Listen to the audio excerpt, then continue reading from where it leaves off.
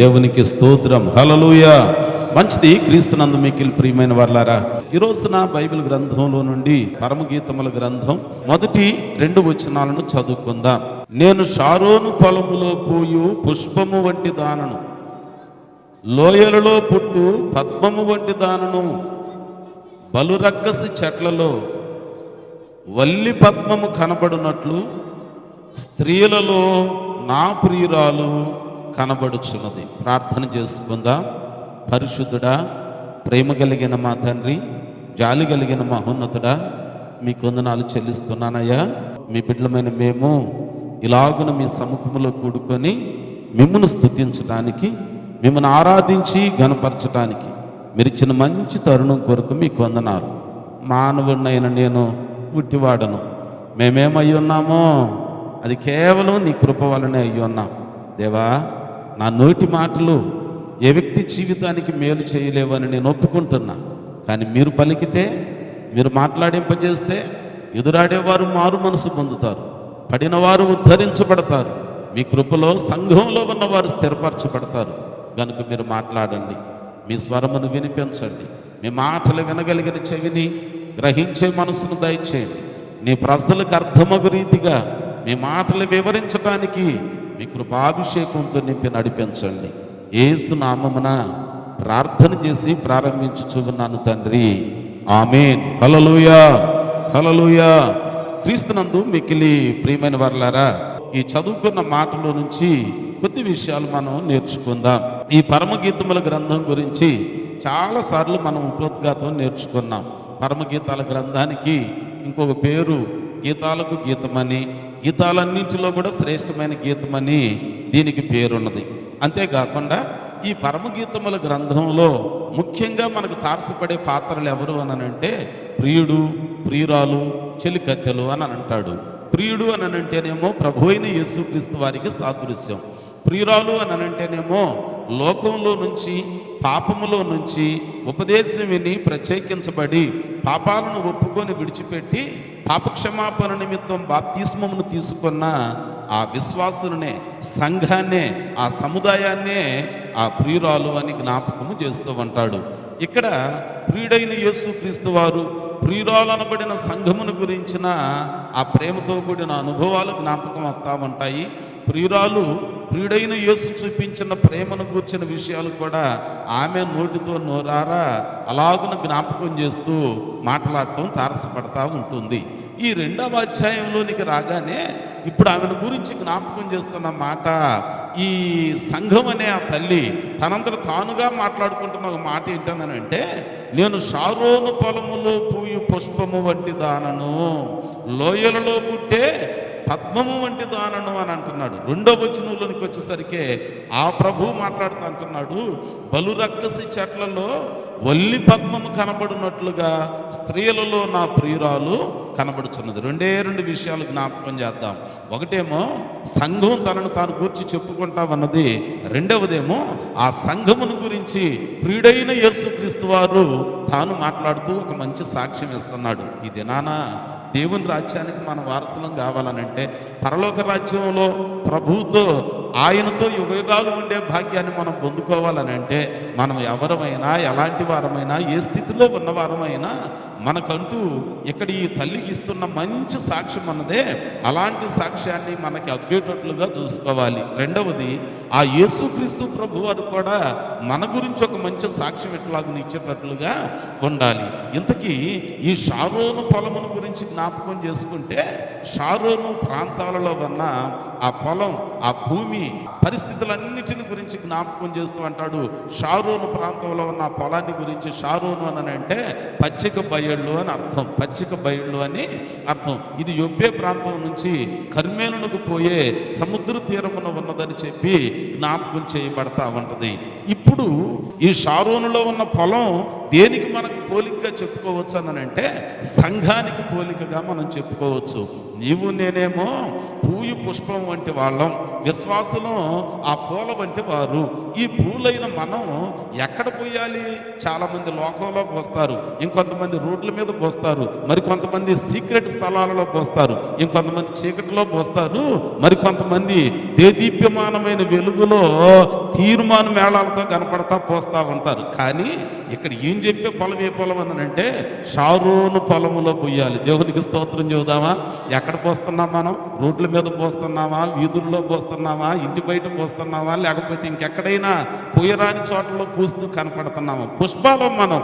పుష్పం ఎంత అందంగా కనపడిద్దో, ఎంత సువాసనలు వెదజల్లిద్దో, ఎంత ఆకర్షణీయంగా కనపడిద్దో అంతే సమస్యలు కూడా దానికి ఉంటాయి. పైగా విశ్వాస జీవితం ఎట్లాంటిది అనంటే బలురక్కస చెట్లలోని పుష్పం వంటిది. బలురక్కస చెట్లు భయంకరమైన ముళ్ళ చెట్ల మధ్యలో ఓ కొమ్మకు ఒక పువ్వు వచ్చింది అనుకోండి, ఆ గాలి వాటానికి గాలి కొడితే అవతల ముళ్ళు తగిలిద్ది, అటు నుంచి ఇటు గాలి కొడితే ఇటు కూడా తగిలిద్ది. అయినా సరే ఆ పువ్వు ఎక్కడా వాడిపోకుండా, రాలిపోకుండా, గాయపరచకుండా అలాగున ప్రియుడైన యేసు చూడటానికి చూడముచ్చటగా ఉన్నది అనంటే కారణం ఏంటనంటే అది పూసిన స్థలం ఉన్నదే ఆ గాలిబాటానికి, ఆ ఇబ్బందికరమైన అనుభవాలకు తట్టుకునే సారవంతమైన పొలములు అది పూసి తీరింది. ప్రియులారా, ఈ దినాన దేవుని వాక్యం అదే అంటుంది. షారోను పొలములో పూసిన పుష్పం విశ్వాసి జీవితం అయితే ఆ పొలం సంఘం కావాలి. దేవుని పిల్లలు కూడుకునే ఆ సముదాయం కావాలి. ఆ సముదాయంలో కూడుకునే మనం ఆ షారోను ప్రాంతంలో ఉన్న పొలం ఎలాంటిది అనంటే యెషయా గ్రంథము 35వ అధ్యాయము 2వ వచనం, అది బహుగా పూయుచు ఉల్లసించును, ఉల్లసించి సంగీతములు పాడును, లెబానోను సౌందర్యము దానికి కలుగును, కర్మేలు షారోనులకు మధ్యలో ఉన్న ఆ సొగసు దానికి ఉండును. షారోను పొలాలలో పూసే పూలు ఎట్లా కనపడతాయి అంటండి? సొగసుగా కనపడతాయి. సొగసు అని అంటే లోకంలో చాలా భావాలు చెబుతారు మీరు. ఆ భావాలన్నీ కొన్నేమో పనికి వస్తాయి, కొన్నేమో పనికిరాని. వాక్యంలో జ్ఞాపకం చేస్తూ ఉన్నాడు, ఈ షారోను ప్రాంతంలో పూసిన పుష్పాలు ఏమి సంతరించుకున్నాయనంటే చూడటానికి సొగసును సంతరించుకున్నాయి, సొగసైనవిగా కనపడుతున్నాయి, అందమైనవిగా కనపడుతున్నాయి. ఈరోజు మన జీవితాలలో, మన బ్రతుకులో ప్రభు మనల్ని చూచినప్పుడు ఆయన నిన్ను చూస్తున్నాడు, నన్ను చూస్తున్నాడు. కూర్చున్న మనుషులమైన మనం, నా ముఖం మీరు చూస్తారు, మీ ముఖం నేను చూస్తాను, కానీ అంతరంగం చూడటం మన వల్ల అయ్యేది కాదు. కానీ దేవుడైతే ఏం చూస్తున్నాడట? అంతరంగాన్ని చూస్తున్నాడు. ఆయన అంతరంగాన్ని చూచినప్పుడు మనం ఆయన దృష్టికి ఎట్లాగను కనపడాలనంటే సొగసైన వారిగా, సౌందర్యం కలిగిన వారిగా మనం కనపడాలి. ఆ సౌందర్యంతో కూడిన సొగసైన అనుభవం మనకు కావాలి అనంటే షారోను ప్రాంతంలో ఉన్న బలమైన ఆహారం దొరికే పచ్చిక బయళ్ళలో ఉండటం ద్వారా ఆ పూలు అంత సొగసుని సంతరించుకున్నాయి. అందుకనే మొదటి దినవృత్తాంతముల గ్రంథము 27వ అధ్యాయము 29వ వచనంలో అంటాడు, మంచి మేత కలిగిన, బలమైన మేత కలిగిన స్థలము షారోను స్థలము. ఎలాంటిదంట? షారోను ప్రాంతంలో ఏం దొరికిద్దంట? షారోను అని అంటేనే పచ్చిక బయళ్ళు ఉన్న స్థలం, మేత భూములు ఉండే స్థలం. ఆ స్థలం, ఆ మేత కూడా ఎలాంటిది అని అంటే మంచి మేత. వాక్యం అంటుంది, ఈ షారోను ప్రాంతంలో ఉన్న ఆ పొలంలో పూసిన పుష్పానికి అంత సొగసు రావటానికి గల కారణం ఏంటనంటేనండి అక్కడ మంచి మేత దొరుకుతుంది. ఇప్పుడు షారోన్ అంటే ఏం చెప్పుకుంటున్నాం? సంఘం అని చెప్పుకుంటున్నాం. సంఘంలో ఏం దొరకాలి చెప్పండి? ఏం దొరకాలి? మేత దొరకాలి. ఏ మేత దొరకాలి? మనకు దొరకాల్సిన మేత ఏది అని అంటే వాక్యం అనే మేత కావాలి. దేవుని వాక్యం ఉండాలి, దేవుని మాట ఉండాలి. యేసుక్రీస్తు ప్రభు వారు కూడా అదే అంటాడు, మనుషుడు రొట్టె వలన మాత్రం గాక దేవుని నోట నుండి వచ్చు ప్రతి మాట వలన బ్రతుకుతాడు, జీవిస్తాడు. కాబట్టి ఇప్పుడు సంఘం అనే ఈ షారోనులోనికి, పొలంలోనికి వచ్చిన మనం పూసే పువ్వులలాగా ఉండాలి. మారు మనసుతో పూసావు, బాప్తిస్మంతో పూసావు, సంఘంలో చేర్చబడి పూసిన పుష్పంగా ఉంటున్న నీవు సువాసన వెదజల్లాలి. పుష్పం అందంగా వాడిపోయింది గానో నలిగిపోయిన దానిలాగా ఉండకూడదు. పొలంలో ఉంటున్నావు, బలమైన ఆహారం దొరుకుతుంది, ఫలభరితమైన అనుభవాలు. అందుకని యెషయా గ్రంథంలోనే 65వ అధ్యాయంలో 10లో అంటున్నాడు, నన్ను గురించి విచారణ చేసిన నా ప్రజల నిమిత్తం షారోను గొర్రెల మేత భూమి యగును. షారోను భూమి ఏం దొరికింది?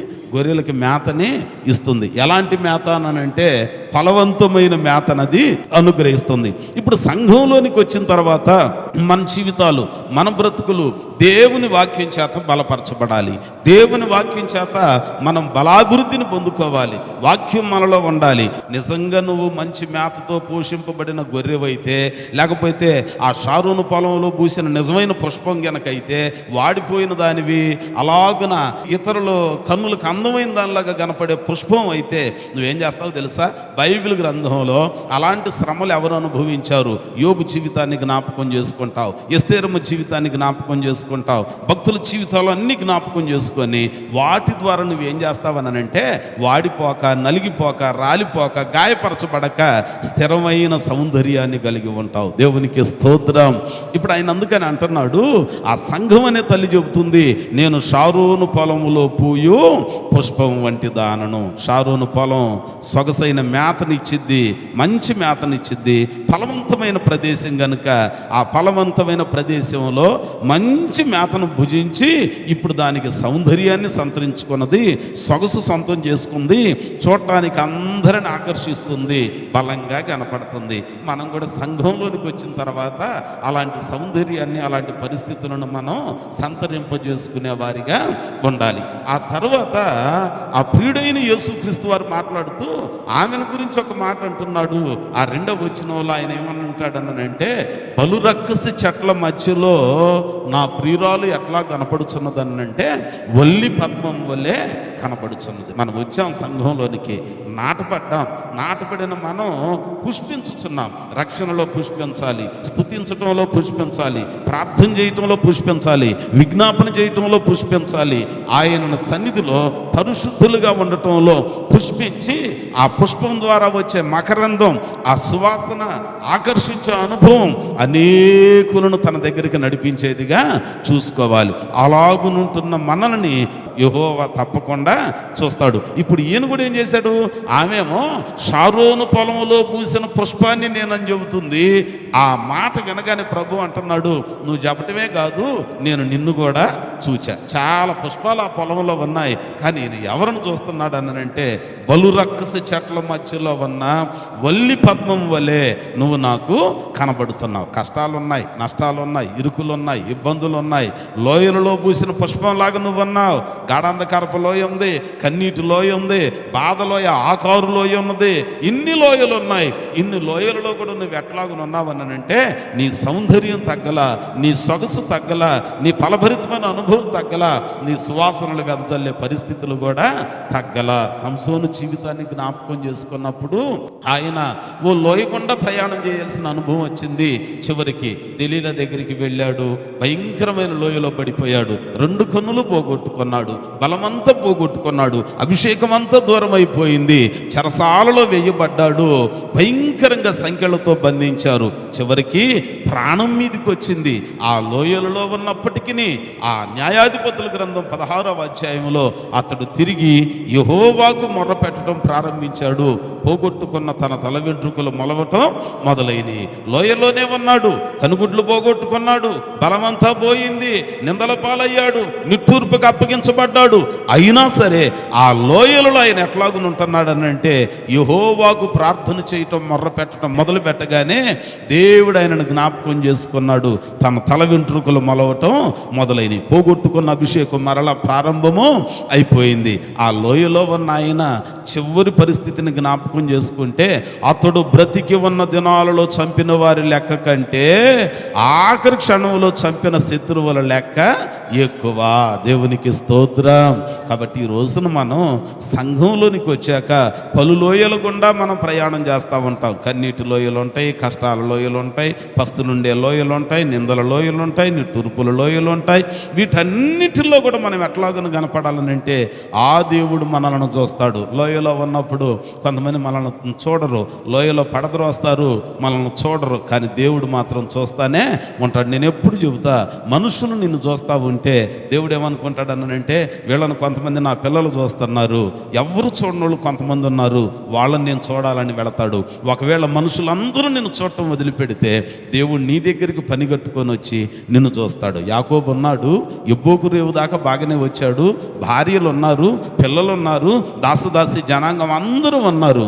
అందరూ ఉన్న తర్వాత ఓ సందర్భం రాగానే వాళ్ళందరినీ రేవు దాటించాడు. అతడు ఎబ్బోకు రేవు దాటించి ఆ రాత్రి తాను అక్కడే మిగిలిపోయిన ఒక్కడ ఎప్పుడైతే ఉండిపోయాడో అప్పుడు దేవుడు ఆయనకు తోడుగా ఉండటానికి దిగి వచ్చాడు. ప్రియులారా, మన జీవితంలో, మన బ్రతుకులో కొన్నిసార్లు ఒంటరి పైన అవసరం అవుతూ ఉంటుంది. ఒంటరి అనుభవాల్లో మనం కృంగిపోకుండా, ఆ లోయలలో గనక మనం మన మకరందాన్ని తగ్గకుండా, మన సౌందర్యాన్ని తగ్గకుండా, మన సొగసు వాడిపోకుండా, మన పుష్పం కదా ఊరికినే వాడిపోతాం. ఎందుకంటే పేతురు భక్తుడు చెప్తాడు, కీర్తనాకారుడు చెప్తాడు, నరుని ఆయువు గడ్డి పువ్వు లాంటిది అని అంటాడు. మనం పూలు లాంటి వాళ్ళం. ఎండ తగిలినా వాడిపోతాం, బాధ కలిగినా వాడిపోతాం, ఒక మాట తగిలినా కూడా వాడిపోతాం. వాడిపోయావు కానీ పూర్తిగా సొగసుని, సౌందర్యాన్ని కోల్పోయి ఆయన చూచినప్పుడు పనికి రాకుండా పోతే ప్రయోజనం ఉండకూడదు. ఇవన్నీ సహజమే. ఆ పూల పైన ఎండవేడిమి పడతా ఉంటుంది, ఆ పూల పైన గాలిపాటు తగులుతూ ఉంటుంది. అయినా వాటన్నింటిలో మనం ఎట్లాగా ఉండాలనంటే, ఆ లోయలన్నింటిలో కూడా ఆయన మనల్ని చూస్తాడు. చూచినప్పుడు మనం ఆయనకి ఇంపైన వారిగా, సొగసైన వారిగా కనపడాలి. ప్రియుడైన యేసయ్య అదే అంటున్నాడు, లోయలలో పూసిన పుష్పమై ఉన్న నీవు బలురక్కసి చెట్ల మధ్యలో ఉన్న నిన్ను నేను చూచినప్పుడు నాకు ముచ్చట కలిగింది. ఒక మంచి సాక్ష్యం ఇస్తున్నాడు. బలురక్కసి చెట్ల మధ్యలో ఒల్లి పద్మం వలె నీవు నాకు కనబడుతున్నావు, లిల్లీ పుష్పం వలె నీవు నాకు కనబడుతున్నావు అని అంటున్నాడు. ఈ రోజున దేవుడు మనలను చూచినప్పుడు మన గురించి అలాంటి సాక్ష్యం ఇచ్చే పరిస్థితిని మనం అలవాటు చేసుకునే వారిగా ఉండాలి. ఉంటున్నామా? కష్టాలు కలిగితే లోయలో నుంచి ప్రక్కకి వెళ్ళే వాళ్ళు ఉన్నారు. అమ్మో, ఈ లోయలో ఉంటే ఎవరు నన్ను చూడట్ల, ఈ లోయలో వెలుతురు దాదాపుగా కనపట్ల, ఈ లోయలో ఎవరు నాకు తోడలేరు, నేను ఒంటరిగా ఉన్నాను, అయ్యో ఇక నాకేమైపోద్దో, నా జీవితం ఏమైపోద్దో, నా బ్రతికేమైపోద్దో అని చెప్పి లోయను విడిచిపెట్టిపోలేదు. ఆ లోయలో ఉన్న ఆ పుష్పాన్ని ప్రియుడైన దేవుడు చూస్తూ ఉన్నాడు. కొన్నిసార్లు మనం అనుకుంటాం చుట్టూ ముండ్ల చెట్లే ఉంటాయి, ముండ్ల చెట్ల మధ్యలో నీ ఒక్కదానివే లిల్లీ పుష్పం వలె, ఆ వల్లి పద్మం వలె కనపడతా ఉంటావు. అయ్యో నేను ముళ్ళ మధ్యలో ఉన్నానే, అటు గాలి తోలితే ఇటు పడతా, ఇటు తోలితే అటు పడతా, మొత్తానికి నాకు గాయం అయిపోద్ది, నా సొగసు మాయమైపోద్ది, నా సౌందర్యం మాయమైపోద్ది, నా సువాసన మరుగైపోద్ది అని అనుకొని భయపడితే మనల్ని ఎవ్వరూ చూడటం వల్ల ఏది కాదు. కానీ ఆ ముండ్ల మధ్యలో కూడా మనం సొగసుగా కనపడతా ఆయనకింపుగా ప్రార్థన జీవితాన్ని, భక్తి జీవితాన్ని, పరిశుద్ధతని, ఉపదేశం విని దాని చొప్పున నడుచుకునే విషయంలో తడబాటు లేకుండా అలాగున అడుగులు ముందుకేస్తా ఉంటే ఆ ప్రియుడైన యేసు నిన్ను చూస్తాడు, నన్ను చూస్తాడు. ఆ మంచి సాక్ష్యం ద్వారా మనకు పరలోకంలో మంచి స్థానం, చోటు దొరుకుతుంది. ఉదాహరణకి పరిశుద్ధ గ్రంథంలో మొదటిదేమో ఆ తల్లి ఒక సాక్ష్యం ఇస్తుంది, నేను ఎలాగునున్నాను అని అంటే, షారోను పొలములో బూయి పుష్పం వంటి దానను, లోయలలో పుట్టు పద్మం వంటి దానను అని అంటుంది. అయితే ప్రియుడైన ప్రభువారు కూడా అంటున్నాడు, బలురక్కసి చెట్ల మధ్యలో ఒల్లి పద్మం వల్లే నా ప్రియురాలు నాకు కనబడుచున్నది. అసలు ఎంత విచిత్రంగా ఉంటుందో తెలుసా మాట. ఆ 2వ అధ్యాయం పరమగీతాల గ్రంథం 2వ వచనంలో అంటాడు, బలురక్కసి చెట్లలో ఒల్లి పద్మము కనపడునట్లు స్త్రీలలో నా ప్రియురాలు బలురక్కసి చెట్ల మధ్యలో ఒల్లి పద్మం అంటే లిల్లీ పుష్పం. ఎక్కడ కిందకు వచ్చేసరికి స్త్రీలలో కనబడునట్లు, స్త్రీలలో అంటే అక్కడ బలురక్కసి చెట్ల మధ్యలో ఆ లిల్లీ పుష్పం ఎలాగున్నదో ఇక్కడ స్త్రీలలో నా ప్రియురాలు అన్నానంటే ఆ ముండ్ల చెట్లు ఎవరు? అక్కడ విషయం ఏంటనంటే భక్తిని, భక్తి పైన ఉన్న విశ్వాసాన్ని విడిచిపెట్టి ఏదో ఊరక నామకా వాస్తుగా దేవుని సన్నిధికి అలాగునొచ్చి ఎలాగుని వెళ్ళేవాళ్ళు, మళ్ళీ ఆదివారం వచ్చి ఆదివారం దాకా బైబిల్ తెరవకుండా ఉండేవాళ్ళు, మళ్ళీ ఆదివారం వచ్చే వారికి మోకాళ్ళు వేయనోళ్ళు, ప్రార్థన చేయనోళ్ళు, ప్రభు మాట తలంచని వాళ్ళు, దేవుని మాట జ్ఞాపకానికి తెచ్చుకొని వాళ్ళు, దేవుని మందిరం గురించి, ఆలయం గురించి, సేవ గురించి, పరిచర్య గురించి ఎవరైతే పట్టించుకోరో అలాంటి వారందరూ ఎవరో 2వ అధ్యాయం 2వ వచనంలో చెప్పిన స్త్రీలతో సమానం. ఎక్కడ ఉంటున్నారు వాళ్ళు? ప్రియురాలుతోనే ఉంటున్నారు. ఏమి ఎక్కడ ఉంటుంది? వాళ్ళ మధ్యలోనే ఉంటున్నారు. మనం ఎక్కడ ఉంటున్నాం? అందరం ఇక్కడే ఉంటున్నాం. మనందరిని చూసినప్పుడు మనందరిలో కొందరిని గురించి అయినా చెప్పడు. ఇదిగో ఇక్కడ కూర్చున్న వీళ్ళందరిలో, ఈ 100 మందిలో, ఈ 150 మందిలో నాకు ప్రియమైన నా కుమార్తె వల్లి పద్మం వలె కనపడుతుంది. లేకపోతే నాకు ప్రియమైన నా సంఘంలో ఉన్న ఈ కుమార్తె, ఈ కుమారుడు శ్రేష్టమైన నా కన్నులకు అందమైన వానిగా కనపడుతున్నాడనే ఒక మంచి సాక్ష్యాన్ని మనం పొందుకోవాలి. దేవునికి స్తోత్రం చెబుదామా? కాబట్టి ఇప్పుడు స్త్రీలనంటే ఎవరో బయట ఉన్న అన్యులని కాదు. ఎక్కడున్నారు వాళ్ళు? మనతోనే ఉంటారు, నీతోనే ఉంటారు, నీ చుట్టూనే ఉంటారు, నీ వెంబడే ఉంటారు. నువ్వేం చేస్తే అవన్నీ పంచుకుంటానే ఉంటారు. నువ్వు ఇప్పిస్తే తాగుతారు, నువ్వు ఇప్పిస్తే తింటారు, నువ్వు పెడితే తాగుతారు, వాళ్ళు పెడితే నువ్వు తాగుతావు, అన్నీ బాగానే ఉంటాయి, నీతోనే ఉంటారు. కానీ వాళ్ళందరి మధ్యలో, అలాంటి వాళ్ళ మధ్యలో మనం ఎట్లాగో కనపడాలి అని అంటే వల్లి పద్మం వలె కనపడాలి. వల్లి పద్మం వలె కనపడాలి. ఇక అట్ట అన్నాం కదా అని చెప్పి చీచి ఈ ముళ్ళ మధ్యలో ఉండటం ఎందుకు, గాలిపాటు కట్టుబడితే గాయం అవటం ఎందుకు, మళ్ళీ ఇటు గాలి తోలితే అటుపడి ఇంకొక గాయం అవటం ఎందుకు అని చెప్పి నేను ఈ చెట్ల మధ్యలో ఉండను, వీళ్ళ మధ్యలో ఉండను, నేను ఒంటరిగానే ఉంటాను అనుకుంటే ఊరికి ఎడమై జీవించాలి, గుండె ఆగి దెబ్బకు చచ్చిపోతావు. అందుకని అలాంటి ప్రయత్నాలు కాదు. కానీ నువ్వు ఉండాలి, కానీ వాళ్ళల్లో నువ్వు ఎట్లాగుని ఉండాలనంటే శ్రేష్టమైన ఒక ప్రత్యేకత సంతరించుకున్నట్లుగా ఉండాలి. చెప్పటం మీకు సులభమేనయ్యా, వినటం మాకు సులభమేనయ్యా, అది ఎట్లాగును సాధ్యం, అది ఎట్లాగును జరుగుతుంది మీరు చెప్పండి అనంటే, ఉదాహరణకు బైబిల్ గ్రంథంలో బలురక్కసి చెట్ల మధ్యలో వల్లి పద్మం వలె జీవితాన్ని గడిపిన కొంతమంది భక్తుల జీవితాలు మనం గుర్తు చేసుకుంటే, హెబ్రీ పత్రిక 11వ అధ్యాయము 24వ వచనం నుండి 26వ వచనం వరకు చదువుకుందాం. మోషే పెద్దవాడైనప్పుడు విశ్వాసమును బట్టి ఐగుప్తు ధనము కంటే క్రీస్తు విషయమైన నింద గొప్ప భాగ్యమని ఎంచుకొని అల్పకాలము పాపభోగము అనుభవించుట కంటే దేవుని ప్రజలతో శ్రమ అనుభవించుట మేలని యోచించి ఫరో కుమార్తె యొక్క కుమారుడు అనిపించుకొనుటకు ఒప్పుకొనలేదు. ఏలయనగా అతడు ప్రతిఫలముగా కలగబోవు బహుమానమందు దృష్టి ఉంచాడు. దేవునికి స్తోత్రం. ఎవరైనా మోషే భక్తుడు ఐగుప్తులో ఉంటే ఫరో కుమార్తె ఆ రాకుమారి యొక్క కుమారుణ్ణి అనిపించుకుంటే, ఫరోకు మనవుణ్ణి అనిపించుకుంటే ఆయన జీవితం అంతా ఎట్లాగుంటుంది అంటే కాలు కింద పెట్టనంత పరిస్థితులు ఉంటాయి. కానీ ఆయన అంటున్నాడు, అల్పకాల పాపభోగములను అనుభవించట కంటే దేవుని ప్రజలతో శ్రమ అనుభవించటం, క్రీస్తు నిమిత్తమైన నింద గొప్ప భాగ్యం. అందులో అంటున్నాడు, ఐగుప్తు ధనము కంటే క్రీస్తు విషయమైన నింద గొప్ప భాగ్యమని ఎంచి ఆయన దానిని తృణీకరించి వెళ్ళిపోయాడు. తీరా చూస్తే ఆయన జీవితం ఏమైందో తెలుసండి. బలురక్కసి చెట్ల మధ్యలో వల్లి పద్మం వలె ఆయన వాటన్నిటిని తృణీకరించి ఆ సుఖాలన్నిటిని దూరం చేసుకొని మొదటి 40 ఏళ్ళేమో రాకుమారునిగా రాజభోగాన్ని అనుభవించాడు. తరువాత ఆయన మిద్యాను అరణ్యానికి వెళ్ళిపోయాడు, ఐగుప్తును విడిచి వెళ్ళిపోయాడు. అక్కడ 80వ సంవత్సరం వచ్చే వరకు ఏం చేశాడు అనంటే ఆ ఇత్రో మందలని మేపాడు, మందలను గాస్తున్నాడు. మిద్యాను అరణ్యంలో ఎండకి ఎండుతున్నాడు, వానకు తడుస్తున్నాడు, బాధలను అనుభవిస్తున్నాడు, భయంకరమైన ఇబ్బందులను అనుభవించాడు. ఆ 80వ సంవత్సరంలో దేవుడు ఏం చేశాడో తెలుసా? ఆయనను చూచాడు. చూడండి ఒకసారి నిర్గమాకాండం 3వ అధ్యాయము 2వ వచనాన్ని జ్ఞాపకం చేసుకుంటే, మిద్యాను అరణ్యములో బలురక్కసి చెట్ల లాంటి కష్టాలు, శ్రమలు, ఇరుకులు, ఇబ్బందులు, మొదటి 40 ఏళ్ల ప్రాయం వరకు రాజభోగాన్ని అనుభవించాడు, సౌఖ్యాన్ని అనుభవించాడు. చివరికి ఆయన మిద్యాను అరణ్యానికి వెళ్ళిపోయాడు. బలురక్కసి చెట్ల మధ్యలో ఉన్న జీవితం గడుపుతున్నాడు. ఆ 2-3 వచనాలలోనికి వచ్చేసరికి 3వ అధ్యాయంలో ఆయన అంటున్నాడు, ఒక పొద నడిమిన అగ్ని జ్వాలలలో యెహోవా దూత మోషేకు ప్రత్యక్షమాయెను. అతడు చూచినప్పుడు ఆ అగ్ని వలన ఆ పొద మండుచూ ఉండెను గాని పొద కాలిపోలేదు.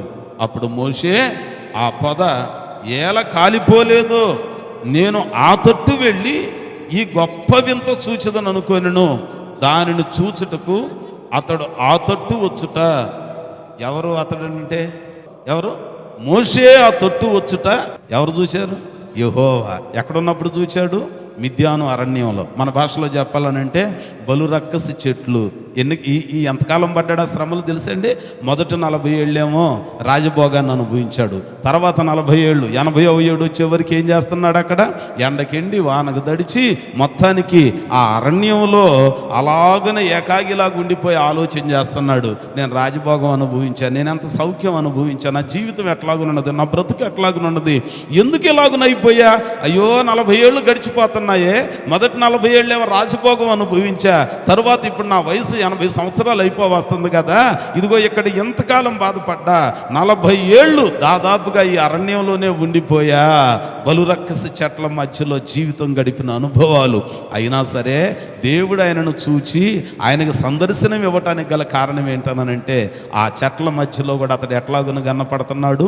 వల్లి పద్మం వలె కనపడుతున్నాడు. మన జీవితంలో అప్పుడప్పుడు మనం కూడా అంటాం, ఏంటమ్మా ప్రార్థనకు మానేసావు, ఏంటయ్యా ప్రార్థనకు మానేసావు అని అంటే, ఏం దేవుళ్ళండి 2017 వరకు పూలు అమ్మేటట్టు చేశాడు, మరి ఈ మధ్య ఏమైందని అంటే కట్టెల ముక్కునే గతి పట్టించాడండి. దేవుడు లేడు, గీవుడు లేడు. బైబిల్ కూడా పక్కింటి ఆంటీకి ఇచ్చాయి, ఎప్పుడు నువ్వు నా ఇంటికి రావద్దు, నన్ను బలకరియొద్దు, హాస్టల్ పోస్టులు అస్సలు రావద్దు అని అంటున్నారు. ఏమండి 40 ఏళ్ళు రాజభోగం దేవుడు మోషే భక్తునికి ఇచ్చాడు. తరువాత 40 ఏళ్ళు ఏం చేశాడండి? ఎండకి ఎండ పెట్టాడు, వానకు దడిపాడు, భయంకరమైన ఇబ్బందులు, భయంకరమైన కష్టాలు, భయంకరమైన వేదన. అయిన వాళ్ళకు దూరం అయిపోయాడు, బంధువులందరికీ దూరం అయిపోయాడు, స్వజనులందరికీ ఎడమైపోయాడు. అయ్యో మళ్ళీ వాళ్ళని చూడటానికి వెళదామనంటే అక్కడ ఒకరిని చంపి వచ్చా. ఆ సంగతి అక్కడ రాజుకు తెలిసి ఉంటుంది. నేను కనపడితే నా ప్రాణాన్ని తప్పకుండా తీస్తారు. ప్రాణ సంకటం, కుమిలిపోతున్నాడు, నలిగిపోతున్నాడు. అయినా సరే అక్కడ తప్పు చేయాల. కానీ ఆయన ఆ కష్టాల మధ్యలో, బలురక్కసి చెట్ల మధ్యలో, మిద్యాను అరణ్యంలో, అన్ని బాధలలో, అన్ని ఇబ్బందులలో కూడా దేవుడు తనను చూడటానికి గల కారణం, అతడు వల్లి పద్మం వలె కనపడుతున్నాడు, లిల్లీ పుష్పంలాగా కనపడుతున్నాడు. దాని జీవితాన్ని ప్రభు కోసం ప్రతిష్ఠించుకున్నాడు, ప్రభు పని కోసం సమర్పించుకున్నాడు. దేవుని ప్రజల పట్ల ఒక నిశ్చయిత కలిగి ఉన్నాడు. నా స్వజనులైన వారిని ఐగుప్తు చెరలో నుంచి విడిపించాలి, నా స్వజనులైన వారి మీద ఏ ఒక్కరు దాడి చేసినా నేను ఊరుకోననే ఒక మంచి రోషం కలిగిన అనుభవాలు ఉన్నాయి. అందుకే దేవుడు ఆయనని చూచాడు. ఇదే నాన్న, దేవుడు మనల్ని కూడా చూడాలి. చూచినప్పుడు మనం ఆయనకి ఇష్టలుగా ఉండాలి. ఇష్టలుగా ఉంటే ఆ బలురక్కసి చెట్ల మధ్యలో నుంచి ఆయనే మనల్ని విడిపించి బయటికి తీసుకొస్తాడు. దేవుడు మోషేను చూచాడు, అతడు ఆ తట్టు వచ్చుట యెహోవా చూచాడు. చూచిన ఆయన ఏం చేశాడనంటే మిద్యాను అరణ్యములో నుండి బయటికి తీసుకొచ్చాడు. బయటికి తీసుకొచ్చి ఆయనకు ఒక సౌందర్యాన్ని ఇచ్చాడు, ఆయనకు ఒక ఖ్యాతినిచ్చాడు, కీర్తినిచ్చాడు. ఆయన గురించి ఒక మంచి సాక్ష్యం అంటాడు, మోషే నా ఇల్లు అంతటిలో నమ్మకస్తుడు. ప్రియులారా, ఇది నాన్న దేవుని వాక్యం అదే అంటుంది. మోషే భక్తుని యొక్క జీవితంలో అయ్యా దేవుడు నిన్ను చూడటానికి గల కారణం ఏంటనంటే, క్రీస్తు నిమిత్తమై మొండ్ల చెట్ల మధ్యలో కూడా నిందను అనుభవించాడు, సౌఖ్యాన్ని దూరం చేసుకున్నాడు. అయినా ప్రభువును మాత్రం దూరం చేసుకోవాలి. దేవుని జనాంగమా, మన జీవితంలో, మన బ్రతుకులో కష్టాలు వస్తాయి, నిందలు వస్తాయి, నిట్టూర్పులు వస్తాయి. దేవునికి దూరం కాకూడదు, సహవాసానికి దూరం కాకూడదు, ప్రార్థనా జీవితానికి దూరం కాకూడదు, పరిశుద్ధతకు దూరం కాకూడదు. ఆయనకు చేరువుగా మనం ఉంటే ఆ కష్టాలని బలురక్కసి చెట్ల మధ్యలో, శత్రువులు, నిందలు, నిట్టూర్పులనే ఆ మొండ్ల పొదల మధ్యలో మనం ఎట్లాగున ఉండాలనంటే వల్లి పద్మం వలె ఆయన చూస్తున్నప్పుడు మనము కనబడాలి. అందుకని ఇశ్రాయేలీయులతో సంఖ్యాకాండం 33వ అధ్యాయము 55వ వచనంలో అంటాడు, నేను మీకు చెప్పాను 7 జాతుల జనాంగాలని నేను చెప్పించా. ఆ జనాంగాలను మీరు తోలివేయకపోతే వారు మీకు ఎట్లాగుంటారో తెలుసా? మీకు మొండ్ల తుప్పలలాగా ఉంటారు, మీ ప్రక్కలో బల్యాలు లాగా వారు, సోలాలు లాగా వాళ్ళు ఉంటారు అని అంటాడు. సమూయేలు గ్రంథం 2వ గ్రంథం 23వ అధ్యాయం 6వ వచనంలో కూడా అంటాడు, నేను తోలివేయమన్న జనులను మీరు తోలివేయకుండా ఉంచితే వారు మీకు మొండ్ల పొదలలాగును, మీ ప్రక్కలలో సోలాలు లాగును వారు ఉంటారు అని అంటున్నాడు. అయినా వారి మధ్యలో మీరు ఎట్లాగా ఉండాలో తెలుసా? బలురక్కసి చెట్లలో వల్లి పద్మం వలె ఉండాలి. మన జీవితంలో, మన బ్రతుకులో కూడా మోషే దేవుడు చూచినప్పుడు దేవునికి ఇష్టడుగా ఎలాగునైతే ఉన్నాడో అలాగున ప్రభు మనల్ని మధ్యాకాశానికి వచ్చి చూచినప్పుడు ఆయనకి ఇష్టలుగా మనల్ని మనం సిద్ధము చేసుకోవాలి. ప్రార్థన చేసుకుందాం. మహాపరిశుద్ధుడా, మిక్కిలి కృప కలిగిన మా తండ్రి, జీవము కలిగిన దేవా, జీవాధిపతి, మీకు వందనాలు, స్తుతులు, స్తోత్రములు చెల్లిస్తున్నాము నాయన. ప్రభా, గడిచిన కాలం అంతా ప్రభా అల్పలమైన మమ్మల్ని మీరు జ్ఞాపకం చేసుకొని మా మటుకు మీరు ఇచ్చినటువంటి యోగ్యతకై మీకు వందనాలు చెల్లిస్తున్నాము నా తండ్రి. దైవ సేవకు నిలబెట్టుకుని నా తండ్రి అందరితో మాట్లాడి రీతిని బట్టి మీకు వందనాలు స్తుతులు స్తోత్రాలు చెల్లిస్తున్నాం. ఇటువంటి వాక్యాన్ని ప్రతి బిడ్డ హృదయములో నూరంతలుగా నీరు కట్టి ఫలింపచేయమని మీ సన్నిధిలో వేడుకుంటున్నాము నాయన. నీ సన్నిధిలో నీకు వచ్చే మనవులైతే విన్నవించుకుంటున్నారు. ప్రతి మనవని ప్రభా ఆలకించి బిడ్డలకు జవాబులను దయచేయమని మా ప్రభువైన యేసుక్రీస్తు నామమున ప్రార్థించి అడిగి వేడుకుంటున్నాము తండ్రి. ఆమేన్.